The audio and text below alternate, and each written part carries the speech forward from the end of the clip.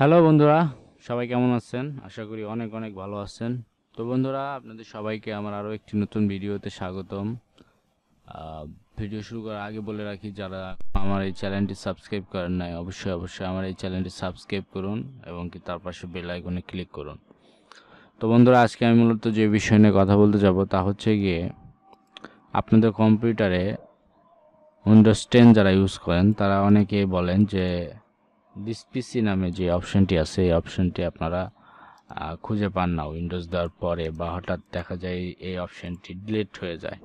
তো বন্ধুরা, আমি আজকে আপনাদের দেখাবো কিভাবে এই দিস পিসি অপশনটি ডিলিট হয়ে গেলে আপনারা পুনরায় এটি আপনার ডেস্কটপে আনবেন। তো বন্ধুরা, চলুন আর দেরি না করে ভিডিওটি শুরু করা যাক। সর্বপ্রথম যে কাজটি আমি করব তা হচ্ছে গিয়ে দিস পিসি যে অপশনটি আছে এটা আমি ডিলিট করে দিব। তো দেখতে পাচ্ছেন অলরেডি আমার এখানে দিস পিসি অপশনটি ডিলিট হয়ে গেছে। তো এই অপশনটি ডিলিট হয়ে যাওয়ার পরও আমার রিসাইকেল বিন এই অপশনটি দেখাচ্ছে না। তো আমি এটি কিভাবে ফেরত নিয়ে আসবো? তো বন্ধুরা, এর জন্য যেটি আপনাদেরকে করতে হবে তা হচ্ছে গিয়ে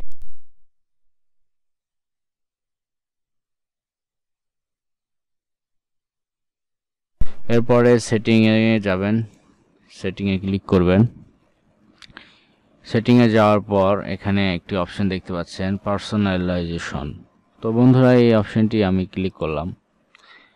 এই অপশনটিতে ক্লিক করার পর এই পাশে দেখতেছেন কতগুলো টুলস বার দেওয়া রয়েছে। এখানে background, colours, look, screen, themes, fonts, touch বার। তো আমি এখান থেকে থিমস নামে যে অপশনটি আছে এখানে ক্লিক করলাম। এখানে ক্লিক করার পর আমি নিচে চলে আসবো। নিচে গিয়ে দেখতে পাচ্ছেন ডেস্কটপ আইকন সেটিং। এই ডেস্কটপ আইকন সেটিংয়ে ক্লিক করলাম। এরপরে আমি এখানে দেখতে পাচ্ছেন কতগুলো অপশন আছে। কতগুলো অপশনের ভিতরে যে কম্পিউটার যে অপশনটি দেখতে পাচ্ছেন এখানে আমি সাইন করে দিলাম। তারপর ইউজার ফাইলস, রিসাইকেল বিন এগুলো আছে অলরেডি, কন্ট্রোল প্যানেল। তো আমি দিস পিসি অপশনটি অলরেডি দেখতে পাচ্ছেন এখানে শো করে দিয়েছি। এরপর আমি অ্যাপ্লাই ক্লিক করব। অ্যাপ্লাই ক্লিক করার পর ওকেতে। তো এরপর আমি যদি দেখি তা হচ্ছে কি এইটা আমার দিস পিসি যে অপশনটি এটি অলরেডি চলে আসছে।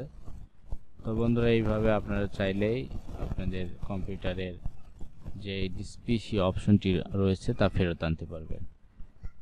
মূলত আজকের ভিডিও এই পর্যন্তই। ততক্ষণ ভালো থাকবেন, সুস্থ থাকবেন। আমার এই চ্যানেলটি অবশ্যই অবশ্যই সাবস্ক্রাইব করবেন, কারণ আপনাদের সাবস্ক্রাইব আমাকে পারে আরও নতুন নতুন ভিডিও বানানোর জন্য উৎসাহ দিতে। তো অবশ্যই অবশ্যই আপনারা সাবস্ক্রাইব করুন, লাইক করুন এবং আপনার আশেপাশে যে সকল বন্ধু আছে তাদেরকে শেয়ার করুন। ধন্যবাদ।